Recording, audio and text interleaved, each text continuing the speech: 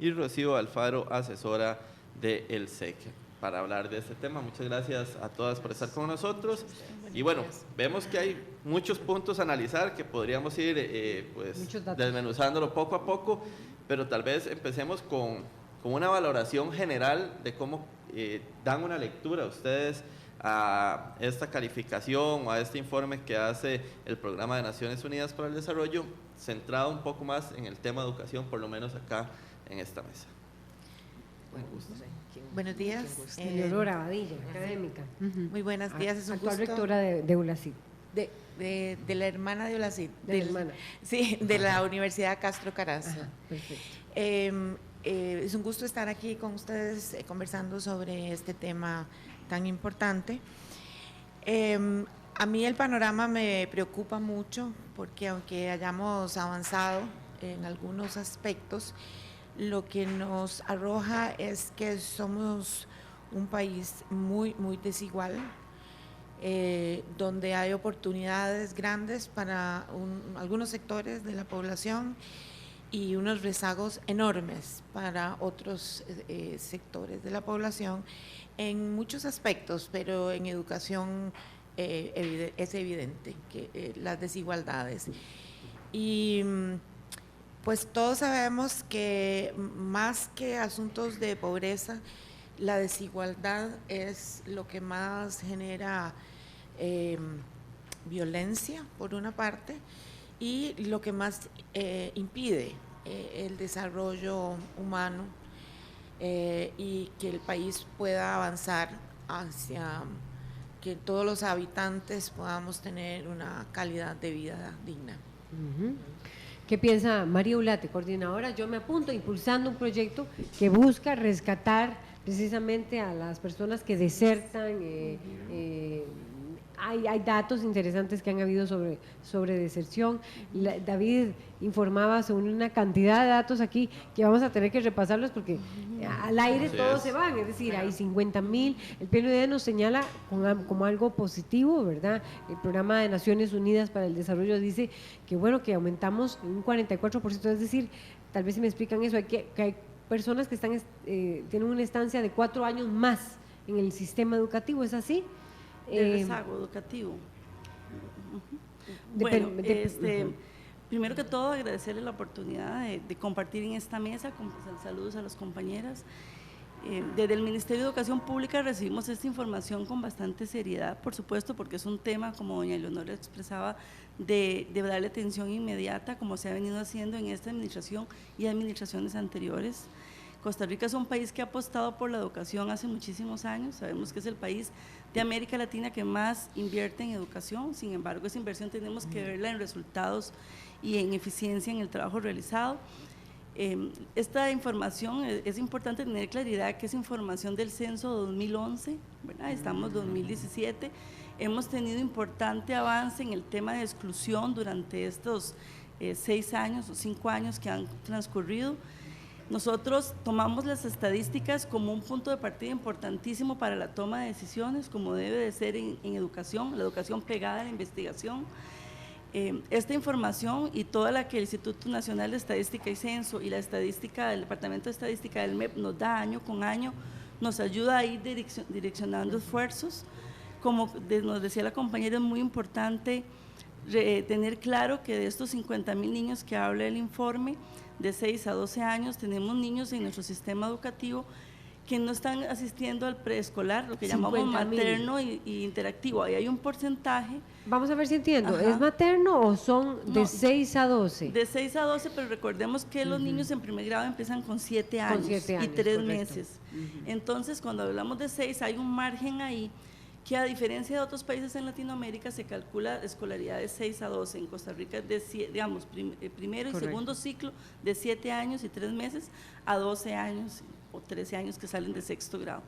Entonces hay muchos niños y niñas de nuestro país que asisten a iniciativas particulares de cuido, por ejemplo, ¿verdad? Lo que llamamos guarderías, otros que asisten a Sensinais, otros a red de cuido, otros. Entonces no tenemos como un dato con claridad al respecto hasta que regularicemos que el MEP sea también aquel ente que puede administrar las estadísticas de todos estos centros. Sin embargo, este dato simplemente es aclaratorio, hay que ponerle atención a esos 50,000 personas menores que no están en los centros educativos. En cobertura en primaria, Costa Rica está muy bien, más de un 98,5% de cobertura en primaria. En secundaria es donde estamos con bastante problema, o sea, a partir de los 12, 13 años pero a los 17. Hace tiempo, María Ulate, el sistema educativo tiene problemas en secundaria. Sí, esto es un problema a nivel mundial. Si estudiamos los sistemas educativos de toda Latinoamérica y el mundo, la exclusión, como decimos ahora en Costa Rica, que eso es un importante salto conceptual, la exclusión es en secundaria, es donde se nos desborona la mazorca y los chicos y las chicas no llegan a terminar su secundaria. Su bachillerato. 6 de cada 10 no terminan con éxito la secundaria. Sí. Así es precisamente en los niveles de 7º y 10º año, los niveles de transición, ¿verdad?, que llamamos de 6º a 7º, de 9º a 10º, donde hay cambio de ciclo educativo, es donde, donde excluimos más personas de nuestro sistema.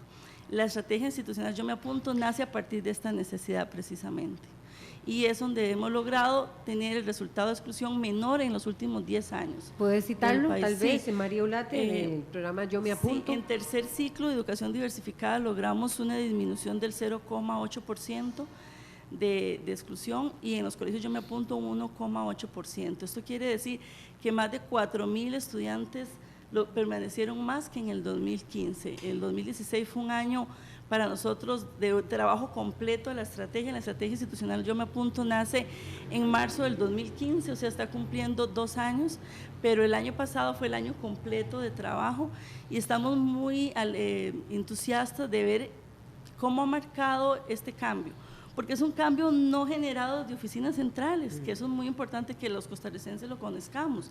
Es un cambio generado desde las direcciones regionales y el centro educativo mismo y la comunidad empoderada.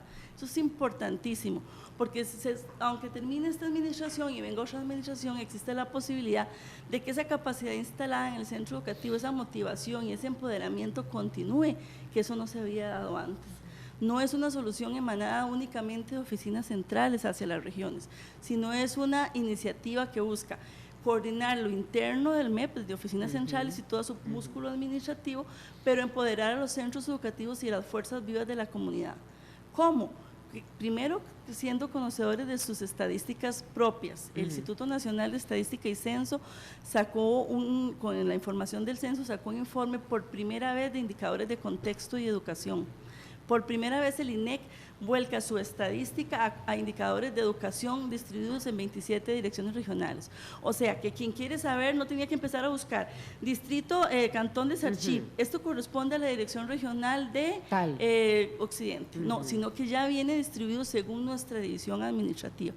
Entonces llevamos estas estadísticas a todas las regiones para que las regiones, las comunidades se dieran cuenta cuál era su situación, cuántas madres adolescentes embarazadas, cuántos analfabetos, cuántas personas que no trabajan ni estudian, cuántas personas en exclusión, para que se dieran cuenta de su problemática y que era diferente en cada uno de los cantones, cada una de las direcciones regionales. Vamos a ir poco a poco, María Ulate, del programa Yo Me Apunto. Nos falta, por supuesto, Rocío. ¿Cómo ves los datos? ¿Cómo los ven desde el sector sindical, en el caso del Sindicato de Educadores? Rocío Alfaro, porque son muy diversos. Y decía ahora Eleonora, a ella lo que le asombra es la desigualdad. Ahorita ustedes más bien van a ir interviniendo porque lo que le preocupa son las diferencias tan grandes que ahora se veían aquí, versus la población indígena versus la que está dentro de la que no es indígena, pero también que lograron amarrar a 4,000 personas más, 4,000 estudiantes más el año pasado, pero estamos hablando, ¿cuánto implica eso, verdad? ¿Cuánto implica eso? ¿Cómo se va a ver en esos numeritos ese porcentaje? Versus una población de estudiantes, y aquí estoy hablando de todos en general, públicos y privados. No sé cuánto es, sé que público es como 10%, privados es como 10%, pero 1 millón de estudiantes, ¿verdad? Más o menos, 953,000 o algo así. Así es. ¿Qué dice Rocío Alfaro? Sí, bueno, para nosotros también buenos días a todas y todos.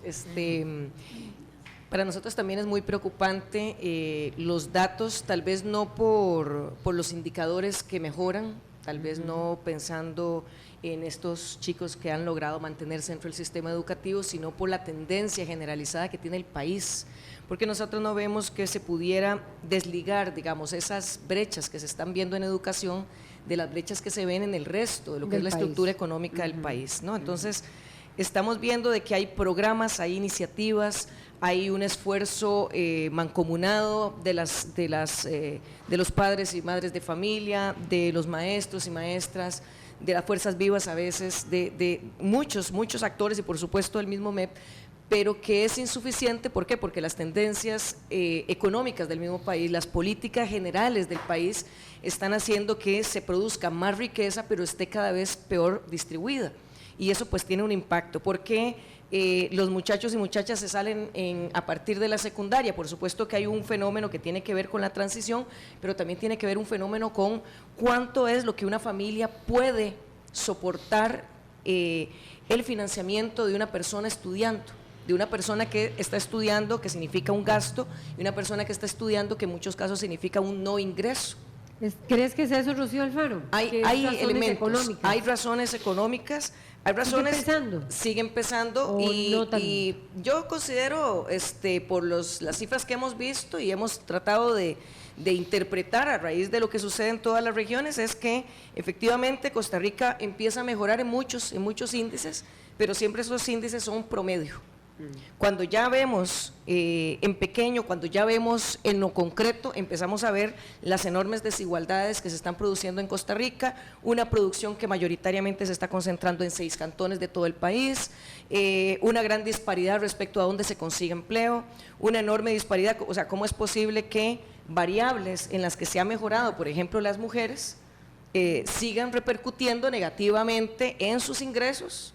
O sea, se estudia más, están ganando porque, mucho por ejemplo, diríamos, eso fue lo que dijo el informe. sí, se ha logrado, digamos, en menos, términos de educación, se estudia más. Se estudia más y gana menos. Se gana menos y se tiene una integración a la fuerza productiva terriblemente menor, incluso comparado con América Latina. Estamos muy mal realmente. Entonces, las mujeres no pueden trabajar en estas cosas están repercutiendo. ¿Por qué? Porque muchos hogares exactamente están siendo financiados por esas mujeres que tienen peores ingresos, que están más desempleadas, y eso pues obviamente es presión también sobre el sistema educativo.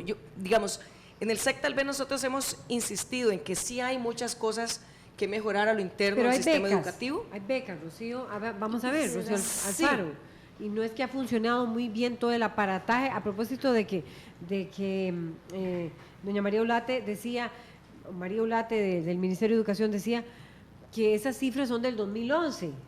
Pero también si uno va a las cifras más recientes, dice que ha habido mucha inversión y que eso ha evitado, vamos a ver, ha mejorado o ha disminuido la pobreza. La pobreza. Un poco.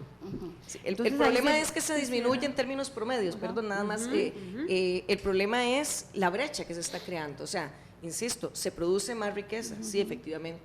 Hay programas puntuales que están salvando la tanda de familias muy concretas, pero hay una brecha que crece y por lo tanto la presión hacia el sector que está cada vez más desprotegido es mayor. Entonces se logran salvar, hay programas que son importantes, o sea, no se le quita mérito a los programas desde el MEP, desde el IMAS que hay, pero el problema es que cada vez hay una población mayor además que está más vulnerabilizada y una población menor que está acumulando la mayoría de la riqueza, y el problema es que muchos de estos indicadores son promedio. Otra cosa es que vemos la capacidad institucional que se tiene, por ejemplo, cuando se habla de los años esperados de escolaridad, pero hay una gran brecha con respecto al promedio real de escolaridad que se está dando. Los que tenemos, incluso si comparamos el indicador de 1980, los años esperados de escolaridad todavía son mayores, 9.6, a los que en este momento tenemos en promedio real de ejecución, que son 8.4. Entonces, realmente nosotros pensamos que teniendo la historia que tiene la educación pública en este país, la presencia en todo el país, la capacidad, digamos, que sea la experiencia que se ha desarrollado, los programas y todo, es increíble que todavía tengamos un promedio de escolaridad proporcionalmente al esfuerzo tan bajo. ¿Por qué? Porque tenemos estudiantes, población que por supuesto está sacando doctorados y se está promediando con toda la población. O sea, no solamente estamos viendo primaria y secundaria, estamos hablando de una escolaridad de octavo año y medio, ¿verdad? Octavo año y medio. Y pensando en el esfuerzo que ha sido para el Estado costarricense y la cultura que hay en Costa Rica de incorporar realmente a los niños y niñas al sistema educativo, pues realmente pensamos que no estamos logrando superar y que no solamente, digamos, estas barreras, sino que no solamente está el problema en la educación, sino que está en el sistema en el que la educación está inserto. O sea, que no podemos desvincularlo de una cantidad de otras políticas que están incidiendo negativamente. Yo creo que hay que hacer una gran conciencia en el país que quienes somos responsables del estado de la educación somos todas las personas. Así es. Entonces no podemos señalar que si el ministerio está haciendo, que si no está haciendo, porque yo creo que es importante reconocer, como dice Rocío, todos los esfuerzos que se están haciendo desde el gobierno, pero es que quien es responsable de la educación no es el gobierno, es el Estado. Y el Estado trasciende los gobiernos y el Estado trasciende algunos de los ministerios. Y como Estado, si cada uno de nosotros se considera Estado, como Estado no estamos haciendo la tarea. Y por eso es que la educación no solo no avanza, sino que en relación de cómo ha sido la educación anteriormente, a principios del siglo XX, estamos retrocediendo y eso es muy grave.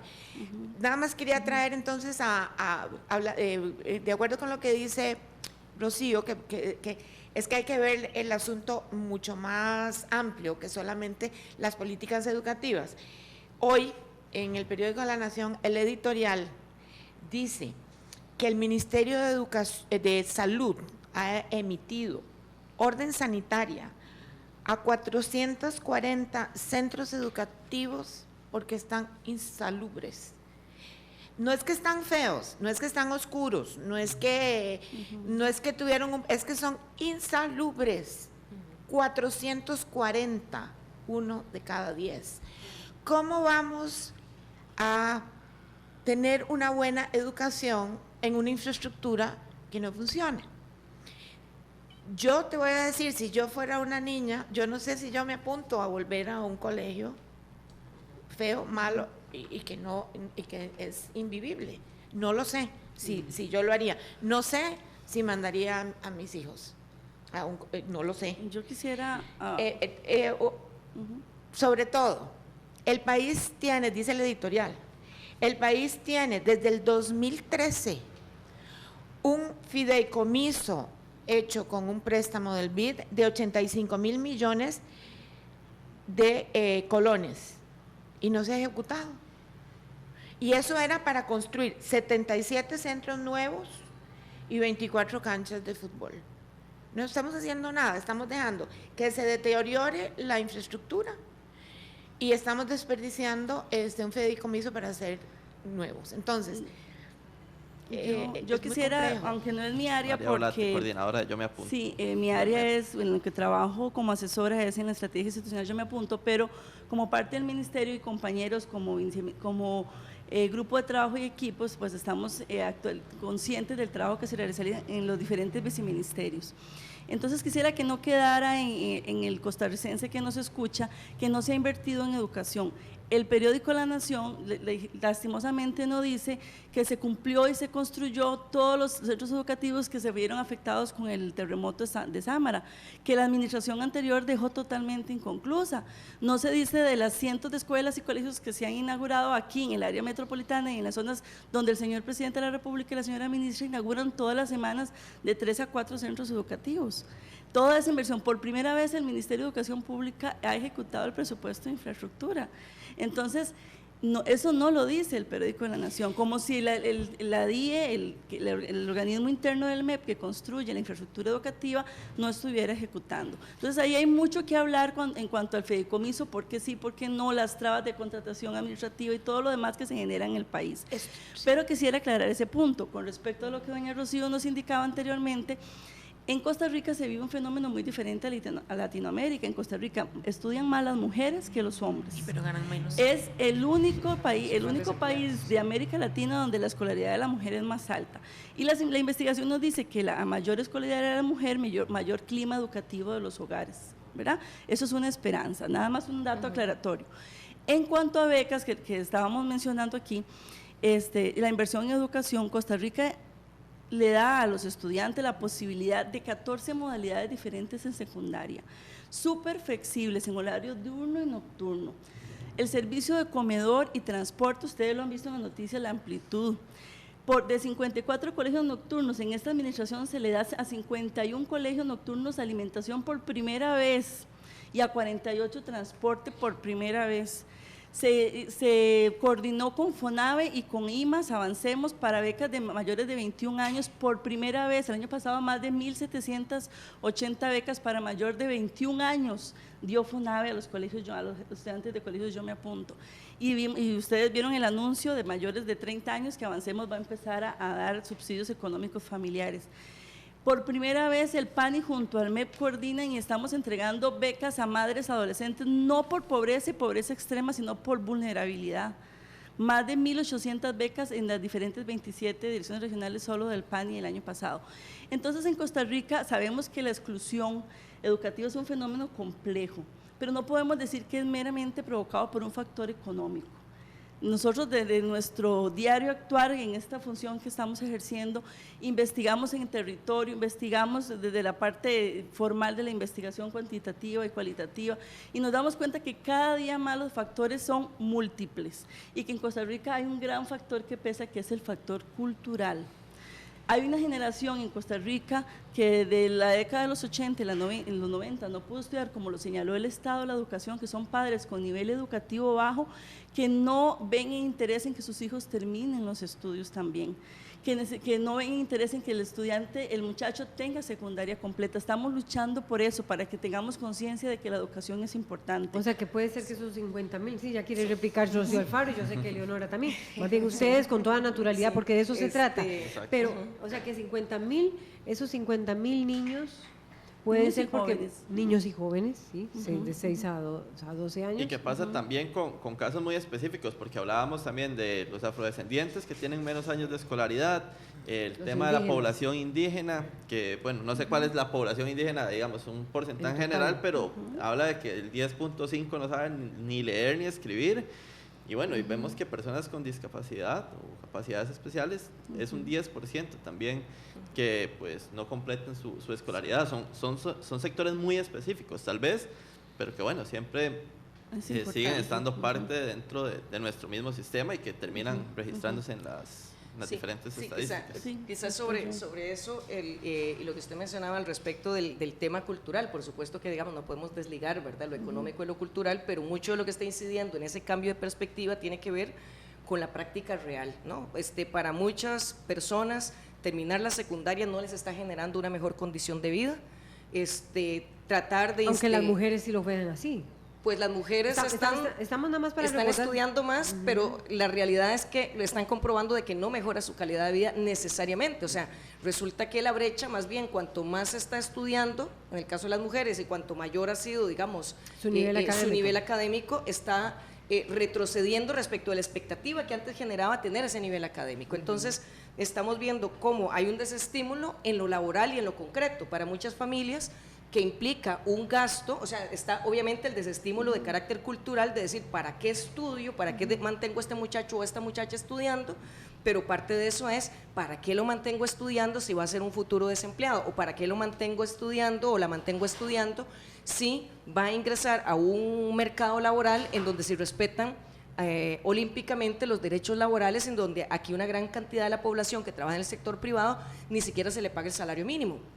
Y no hay distingo entre las personas que están ganando, las personas que aprobaron el séptimo o que se quedaron en el séptimo año, y las personas que han superado el quinto año, que no tienen tal vez el título de bachillerato por el tema del examen, pero no hay una correspondencia en cuanto a la mejora sustancial. Sí hay en muchos casos, etcétera, pero para la mayoría de la gente no es significativa la mejora que se está dando, ¿no?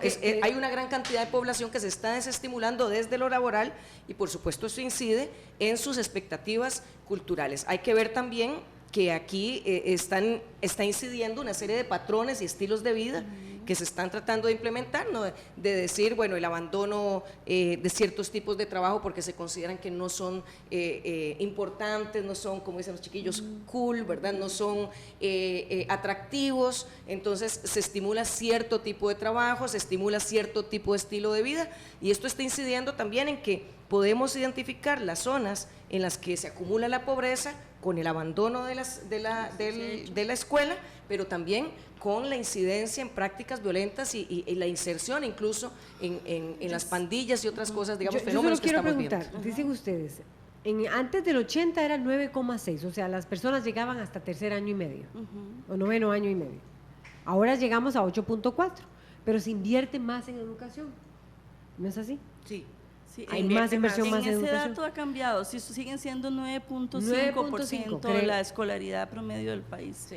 Sí, se mantiene igual que el 80. Hasta noveno, Eso mitad de querría- año, noveno año. Ah, por bueno, supuesto. eso Ajá. querría decir que estamos nivelando en el 2017 la escolaridad de 1980. Así es. Con una inversión mayor en educación, sí o no, con una inversión mayor en planes sociales, sí o no. Sí, sí. Me gustaría, porque entonces, ¿y qué está pasando si mantenemos que solo, vamos a ver, 6 de cada 10 se van, no terminan el bachillerato? Ajá.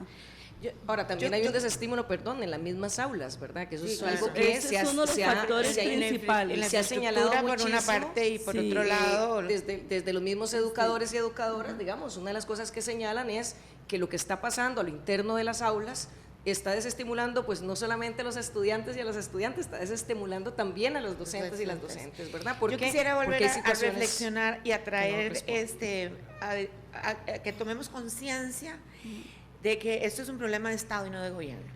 Yo entiendo que María se refiere al gobierno y que nos María, haga una conciencia de todo lo bueno que estamos haciendo, que no lo dudo. Pero la educación no se soluciona con políticas de gobierno. Se soluciona si tenemos una decisión de Estado, y eso no lo tiene Costa Rica. No tiene una visión de largo plazo. Entonces, tal vez yo tengo un poco de desesperanza que todo lo bueno que está haciendo este gobierno, que he dicho que lo estás diciendo, y lo que han hecho otros gobiernos, Claro. no tiene el impacto en el sistema educativo. Tiene impacto en algunas poblaciones, tiene impacto en algunos edificios, tiene impacto en algunos, pero no tiene un impacto en el sistema, porque seguimos viéndolo como un asunto de gobierno. Okay. Sí estamos invirtiendo más, pero como no tenemos una visión de Estado, entonces no hay impacto en el sistema. Y yo quisiera referirme a un asunto en relación con las mujeres, como una de las poblaciones en vulnerabilidad. La violencia contra las mujeres es alarmante. La cantidad de femicidios solo en el 2017 ya yo no quiero ni leer periódicos, pero además son niñas. Este último que mató a una de 16 convivía con ella desde los 13. Eso es un delito y no hacemos absolutamente nada. Entonces, ¿cómo vamos a mejorar un sistema educativo y cómo vamos a promover que aún así las mujeres estudian más, pero que realmente estudien, si además de que las violentamos terriblemente, cuando logran salir de eso no les pagamos justamente? Para mí eso es muy grave también. Es importante lo que dice doña Y estará Leonora. incidiendo mucho. Sí, Yo no puedo pensar que no, es decir, Claro. yo no tengo ningún dato, claro. yo solo tengo una intuición. ¿Cuánto estará incidiendo eso? ¿Cuánto en el estará sistema educativo? incidiendo La cantidad esa? de embarazos adolescentes. A las muchachas adolescentes tienen que salirse. Sí. ¿Cuántas llegan abusadas a la clase? Sí. Esto que se menciona, por supuesto, totalmente de acuerdo. Lo de la política de Estado en educación necesaria y urgente, así lo vemos desde el Ministerio de Educación Pública. Créanos que estamos trabajando en eso. Tenemos una política educativa hacia el siglo XXI y estamos en el siglo XXI hace bastante. Estamos trabajando eso, pero es un proceso de construcción, es un proceso de consenso, es un proceso de revisión que se está dando al interno del MEP, porque así el proceso lo merita para que el Consejo Superior de Educación apruebe, porque no es que simplemente hacemos la política de Estado en educación o María, la eso política… no es, perdone, pero eso va a ser otra política educativa. y yo estoy hablando de una política de Estado. Sí, yo al respecto quería terminar la idea solamente. Cuando hablamos de una política de Estado, la estrategia institucional, yo me apunto también, doña Leonora respondía a eso, le voy a decir por qué. Usted ha dicho 2 veces que la educación es una responsabilidad de todos, y la estrategia institucional, yo me apunto, dice, la educación un compromiso de todas y todos. Eso nosotros lo tenemos muy claro, ese es el lema principal nuestro, y no… Sí, pero el resto de la población, no, ustedes, pero todos los demás… Vamos a ver… Por primera vez no se hace un programa o una estrategia abarcando una atención universal de todo el país, sino que se focaliza y se atiende las necesidades principales de la población, como lo decía Rocío. 75 distritos que tienen necesidades básicas insatisfechas, clima educativo bajo según el estado de la educación, hogares con secundaria incompleta, padre y madre e hijos. Se cruzan todas esas variables y se identifican los centros educativos con más exclusión del país, o sea, más pobres, con clima educativo más bajo y donde hay más exclusión. Se atiende a 168 centros educativos que reúnen el 47.2% de la exclusión del país. Un grupo pequeñito de colegios que reúne la mitad de exclusión del país. ¿Cuánto es, dice? 47.2 de la exclusión del país. Entonces quiere decir que estamos atacando el problema o estamos tratando de dar respuesta al problema. Sabemos que los procesos de educación son de dar resultado a mediano y largo plazo, todos lo sabemos en la mesa. Sin embargo, estamos trabajando donde más se necesita y con quien más es vulnerable en este país. No tenemos ubicados afrodescendientes en qué cantón están, inmigrantes en qué cantón, madres embarazadas en qué cantón, indígenas, porque nuestro país es multiétnico y pluricultural en todas sus regiones, eso es claro. Pero sí sabemos, por ejemplo, direcciones regionales donde hay centros educativos indígenas, que el compañero nos preguntaba, y qué inversión, David, y qué inversión se ha hecho, por ejemplo, algo alentador, porque es importante saber que cuando se está trabajando los resultados se empiezan a generar. En bachillerato los centros educativos indígenas pasaron de un 31% de aprobación en el 2013 a un 43% en el 2016. Se han abierto más de 220 códigos nuevos para educación indígena. En servicios itinerantes de lengua indígena y cultura indígena se ha avanzado, por ejemplo, del 51 al 79 en cultura indígena, servicios itinerantes, en lengua indígena del 64 al 83, por decirles algo, transporte y alimentación en la zona que más recibe, porque sí tenemos localizado dónde están los indígenas. Pero ¿cómo localizar a los otros grupos vulnerables? Precisamente utilizando la información de los 75 distritos que requieren de nuestra prioridad de atención. Yo me pregunto, María Olate, ¿cómo, por qué quedan 50,000? Claro, es una masa. Cuando uno ve todos esos datos, uno ve lo enorme que es el sistema educativo costarricense, ¿verdad? Es algo tan grande, tan complejo, ¿verdad? Tan brutal. Es decir, ¿cómo quedan en todo ese proceso 50,000 niños que no logran, jóvenes que no logran estar, ¿verdad? ¿Cómo no logran estar con 17 ofertas de beca? Es así. Pero modalidades de estudio, con becas de diferentes líneas.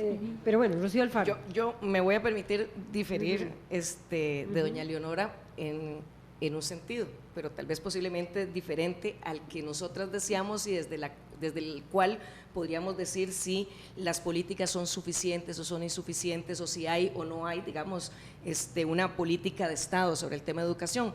Yo más bien diría que sí hay una política de Estado, pero no es la que queremos. O sea, yo lo que digo es que nosotros ahora estamos tal vez confrontando con un gobierno que genera políticas de gobierno para tratar de frenar una tendencia de Estado, porque nosotros lo que hemos estado viviendo en los últimos 30 años es una tendencia de un Estado neoliberal que efectivamente está empujando a abrir las brechas sociales, está empujando al abandono de la escuela, está empujando a la mano de obra barata, a la creación de mano de obra barata, está empujando a la pérdida del valor cultural de la educación para verlo como mercancía. Esas son tendencias, o sea, que podemos ver en términos de la privatización de los espacios, que no solamente se da porque se tome una institución y se la convierte en privada, sino por la forma en la que se enfoca la educación. A mí me parece que más bien nosotros estamos viendo una tendencia de una política de Estado que ha sido privatizadora de la educación, de una política de Estado que ha creado ambientes hostiles para los estudiantes, hostiles para los trabajadores y trabajadoras de la educación. O sea, es masivo. Cada vez que sale un nuevo estudio sobre el tema del quemado en el trabajo de los docentes, es terrible. O sea, casi que vamos a montar psiquiátricos en los colegios. Vamos a montar pabellones psiquiátricos. ¿Por qué? Porque la gente está expuesta a una cantidad de prácticas que son política de Estado, que han generado un gran estrés, que han generado un abandono a la creatividad, a la criticidad, a las posibilidades de crear en el aula y incluso a los vínculos que se pueden establecer. Y obviamente los estudiantes, las estudiantes están también participando de esa política de Estado. Cuando decimos que hay un enorme factor económico, no es que se obvien los demás factores, sino que ese factor económico, esa política de Estado está incidiendo en todos los aspectos. Entonces, a veces decimos la crisis de la educación, y yo a veces pues me pongo un poquito abogada del diablo, digo, no, es crisis para los que queremos una educación diferente.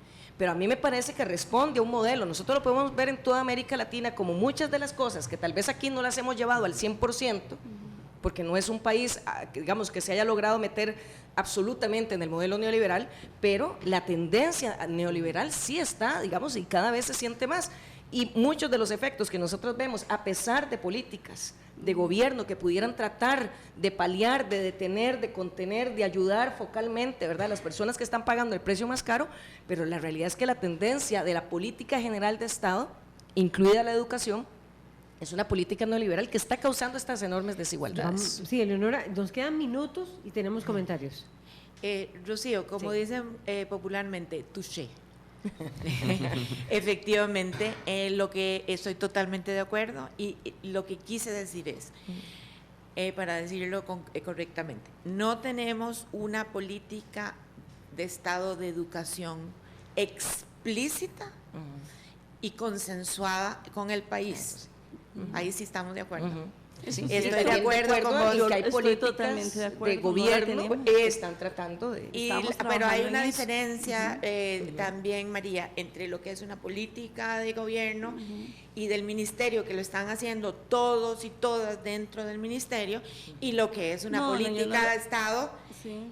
Porque, por ejemplo, en una política explícita y consensuada de educación de Estado, yo vería a muchos sectores de del país participando.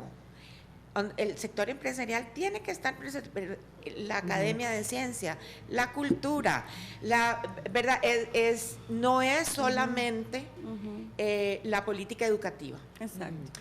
Tenemos que irnos, María Blate. Totalmente de acuerdo con Eleonora, conozco muy bien la diferencia entre ambas, ¿verdad?